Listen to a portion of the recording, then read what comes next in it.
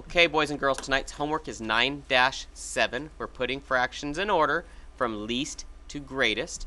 Okay, the first couple problems should be pretty easy for you because they have them drawn out.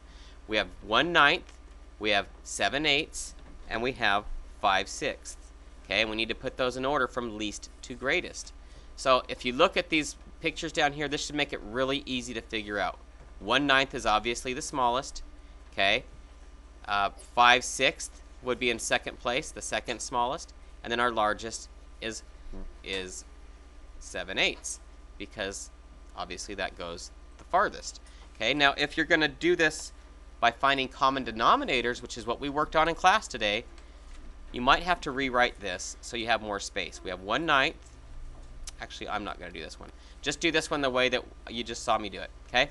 The next one, I'm going to scroll down here. These ones might be a little bit tougher for you. 5, 6, 7, 8, 9, and 10. Okay? So for these problems, you do need to find a common denominator. And if we look at each of these problems, we have 3 as a denominator, 2 as a denominator, and 12 as a denominator. We have to find one of those denominators that will be common amongst all 3 of these problems. So what that means is if I take 3 and multiply it by a number, it's going to equal that same number. Okay? In this particular problem, 12 would be our best common denominator. Okay?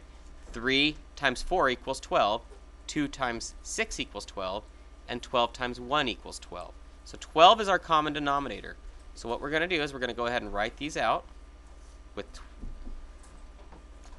You might have to do this on a separate piece of paper, guys, and I'm going to go ahead and do that. So okay, so I went ahead and wrote these on a separate piece of paper. If you can squeeze it into the side or the margin somewhere, go ahead and do it that way. But we have to have a common denominator. So we decided 12 was our common denominator. So we need to now make these two fractions equivalent to having 12. Let me do that in a different color. To having 12 as a denominator. Okay? Now, 5/12 we don't need to change because it already has 12 as a denominator. Okay? So 3 times what number is 12, class? 4. And what we do to the bottom, we have to do to the top. So 2 times 4 equals 8. Okay? 8/12 is equivalent to 2/3. Now again, 2 times what number equals 12?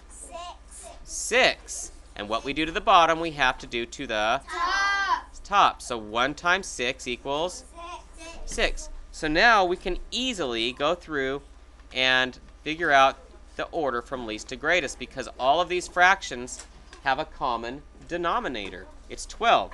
So Mercy, what is our smallest number here? 8/12, 6/12, or 5/12?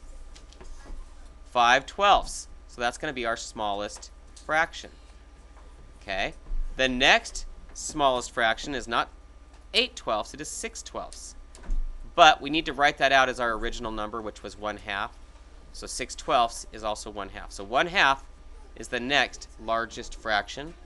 And then we're going to finish it off, everybody, with what number? 2/3. Which is also equivalent to 8/12. That's the biggest.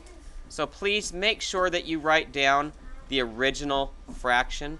I only have 1 minute left here, but make sure that you write these down: 5/12, 1/2, and 2/3. So let me get rid of these. So it went 5/12, 1/2, and 2/3.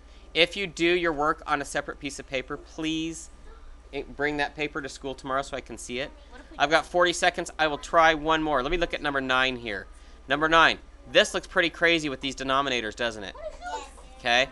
So what you need to do is you need to find a common denominator. All right. So I'm going to do this on the paper to save time right here. We decided as a class that 42 was our common denominator. So we don't need to change the first fraction. The second fraction, 42, 6 times 7 equals 42. Therefore, 5 times 7 equals 35. There's no way I'm going to get this through.